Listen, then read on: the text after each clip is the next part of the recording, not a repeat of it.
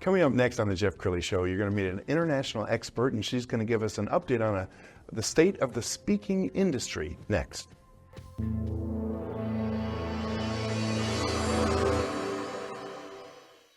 Many are predicting that the worst is yet to come, which is unfortunate, said one person here. Until now, they've enjoyed the reputation of being the nation's icebox. Watched a burglar in his home this morning by webcam. As a journalist of over 25 years, stories are what make my world turn. Reporting live from the Dallas newsroom tonight, Jeff Crilley, Fox 4 News. But in 2008, I took the jump from my familiar life and started a PR firm from my home. We're talking about anyone with a camcorder like the one I'm using becomes a television network. We started slowly growing the company, and we now have over 100 clients, and we've branched into the world of live digital broadcasting. I now own 8 different TV studios and have a huge team, and the stories that I now get to share are sometimes the most important of my life. Life has a funny way of coming around full circle. This is the Jeff Crilley Show. Well, as some of you know, I wrote a book in 2002, went around like a crazy man giving 300 speeches a year for 6 straight years, in addition to my TV job, sold 70,000 copies of a $10 book, and that's what launched this PR firm. What it gave me was a great respect for the speaking industry, the people who do it at the highest levels. They're pros. They know that they have to be on no matter what's happening in their personal life. They're on stage and they are on point. Somebody who knows that very well is my next guest, Antoniette Roze. She is a speaker agent, booking accelerator, and she's with WPC Global Speakers and Trainers. Thanks for coming on the show. You're welcome. Thank you for having me. I'm thrilled to be here. Well, you told me off camera that you've been doing this for 30 years, and I don't know. Close to 30. I don't know how you did. She looks like she's like 22, so I don't know how you did that. But tell me about the speaking industry. How has it changed since you got into it? It's changed massively. I think that there's so much more opportunity for speakers now. Before it was more huge stages, you kind of had to be a personality, maybe a celebrity, or you were a corporate trainer who was an expert in something that was really of interest to corporations, right? Sure. We're in a digital age now, and information is king. We want information, and we want it more interactive than maybe just taking a course or reading a book. So speakers are brought in to create experiences, and that can be anywhere from a corporate need or to an organization or an association that just wants to rally the supporters. Okay, more with Antoniette in a second. We found a sizzle reel, if you will, off of her website. Let's go ahead and roll that.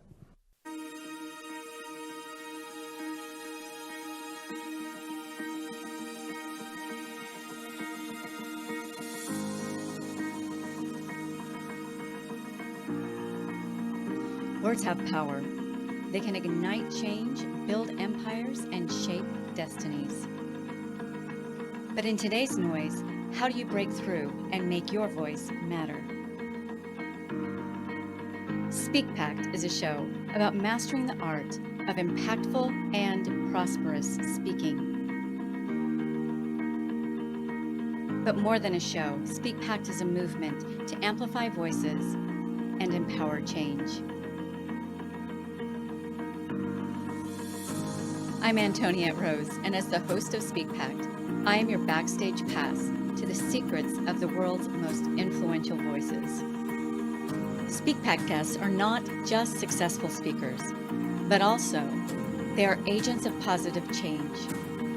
International influencers ready to share their hard-earned insights, and the creators who design experiences that give your voice a platform.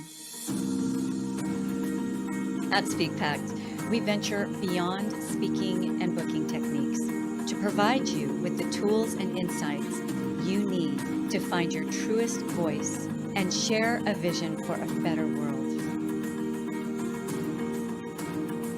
But it isn't just about speaking power. It's about unlocking booking power and personal prosperity as you inspire good in this world.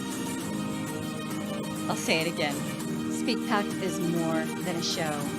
It's an experience filled with visionaries, a destination where pacts for change are made.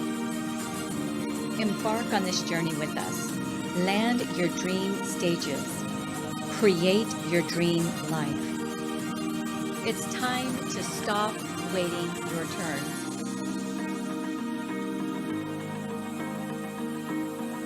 Let's make a pact to impact. Subscribe now and click the bell to join the movement and become the change the world longs for. Wow, so impressed. Let's talk about COVID, because that was just, you went from people having bookings every week to nothing. What was that like for you? It was very heartbreaking to see. And those who were unable to pivot had some real trauma, right, in their lifestyle and in their world. Those who were able to pivot found a whole new world that has completely revolutionized their career. Because of that destabilizing time, I had the privilege, I don't think it would have happened outside of this, to work really closely with the producers of the Tony Robbins events. Wow. And they obviously are fabulous and at the top of the field. And their shows were falling like dominoes, which equated to a whole lot of money. One, just to walk in the door with them is $75,000. So sure. Multiply that. But they had the equipment, they had the team, they had the know-how. So they're really the revolutionaries of virtual experiences versus Zoom meetings. Sure. They're the ones that really made the virtual experiences. And I got to work right alongside them and get mentored. So I was able to shift with them, which actually opened up some pretty amazing doors because people were hungry for those experiences. So, beauty from ashes, I guess. Okay, so has it made a full comeback? Are you getting as many bookings for your clients as you did before COVID? Fabulous, fabulous question. Because what COVID did, as traumatic as it was for all of us, it did come with some gifts. And it came with a lot of gifts for the speaking and meeting industry. And what that means is a lot of the bigger corporations, especially Fortune 5000s and above, had a lot of their talent say, hey, I've gotten used to working in my socks. Right. I don't necessarily want to come back into that cubicle. So they've had to create hybrid experiences for their teams, which means there's a whole lot more speaking and training opportunities for speakers. Let's say you're a speaker who likes to speak about 3 times in a month. You're traveling all over the world. Well, now you can add another 2 or 3 times because of this world of virtual. So it really has actually been a bit of a gift to the speaking industry. And I know there are trends in speaking. So your most popular speakers these days, what are they being asked to speak about? You would think it's DEI, but it's not so much. There's a little bit of pushback, sadly, because it's a very, very important topic. But I think that you hear something over and over and over, and you're like, one more meeting, right? It's more about resilience, retention, gain and retain on the corporate side. Sure.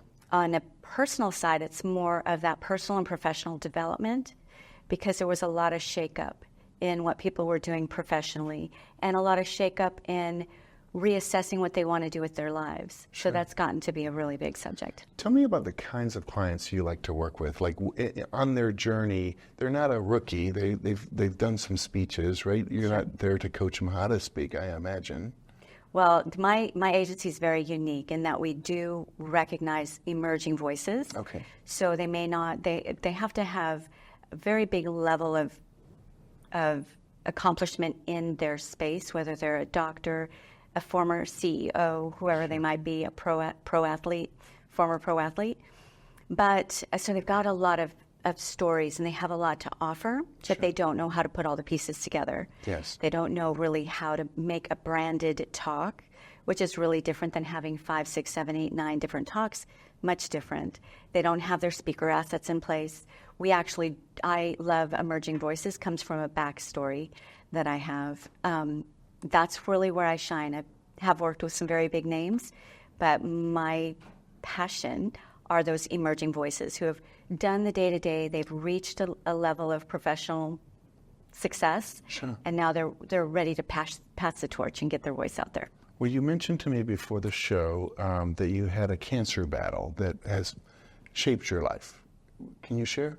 You bet. So it was early teens. I had just embarked on my teenage years, and they found that I had late stage 4 cancer, way too late for the traditional methods to do anything for me. They were going to send me home, say my goodbyes.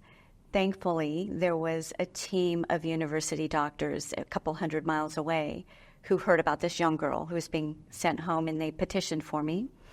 And they did some integrative therapies on me, some outside-of-the-box therapies on me.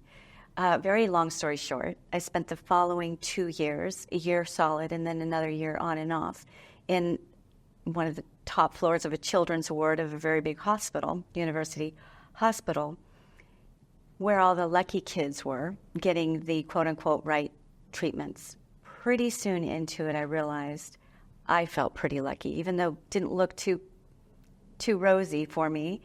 I didn't walk for close to 2 years because the cancer had eaten away my pelvic area, but I wasn't going through what they were going through. And that just planted a seed in my head. I just asked myself, obviously I know the politics of it now, I understand more now than I did then, but I asked, why weren't their parents told maybe there was something they could have tried first before going through what I saw them go through? As history had it, I rolled out of that hospital and got to see the rest of my life. A lot of them didn't, and they'd become my family during that time. So I just made a pact with myself that I was going to be their voice and help people find solutions when they need solutions. And in my world, that is in you and you, like those people who are out there doing the thing. And I don't want you to be the best kept secret anymore. I want your solutions to be findable for those who are laying awake at night praying for them. Wow. Thank you so much for sharing that story. And I can tell, I mean, your eyes are watering up, and so I can tell this is really close to your heart. I want to talk about your television show / podcast. We're going to pull up on the screen some of your recent episodes, and I want you to talk about the kinds of guests that you like to book. How do you choose your guests? So what I love to book are those who are maybe lesser known, but they're having a fabulous speaker life, and they are prospering in the world of speaking. How did they do it? What was their journey there, right? They weren't already some sort of celebrity who they could just step right into that. What were the actual steps that they took? So those are the kinds of people I interview. I also interview other speaker agents. I want to know what other people are doing and how they're getting their speakers on stages, bureaus, and then those who maybe have a service that will help a speaker get known, like help them write a book or something along those lines.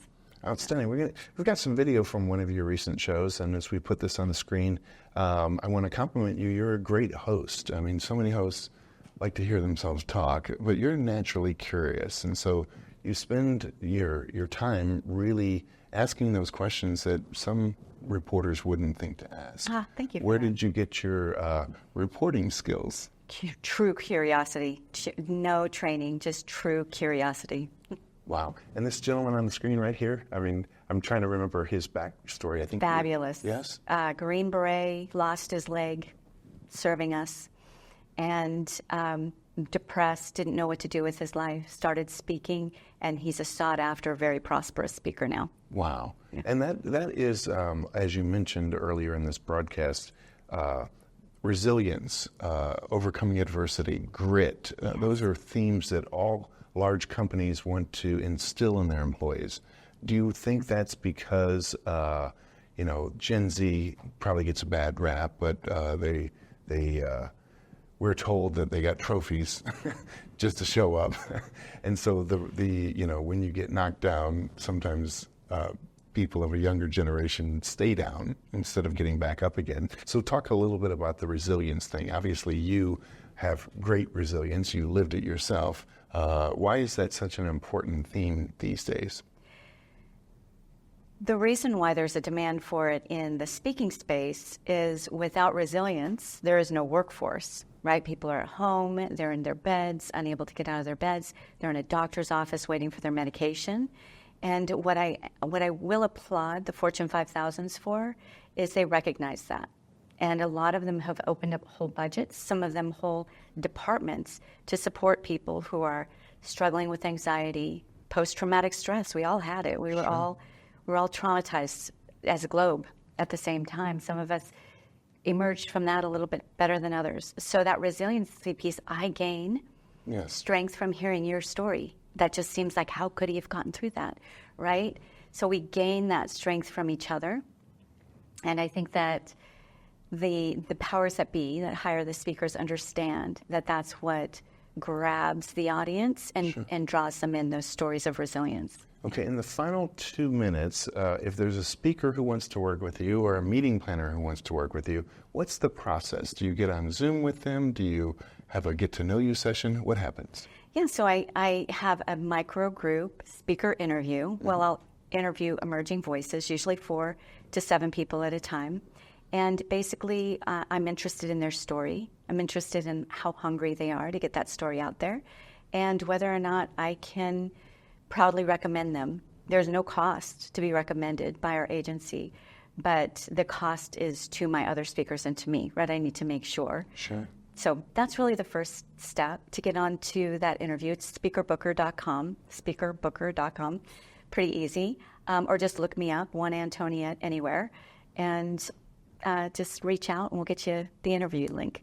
Outstanding. You've been an amazing guest. We're going to have you back on again. That. She has multiple websites. We're going to end with speakerpack.com, and that's one way to get in touch with her. Thank you so much, Antoniette, for coming on the show. Thank you for having me, Jeff. You bet. That's it for now. We'll see you next time.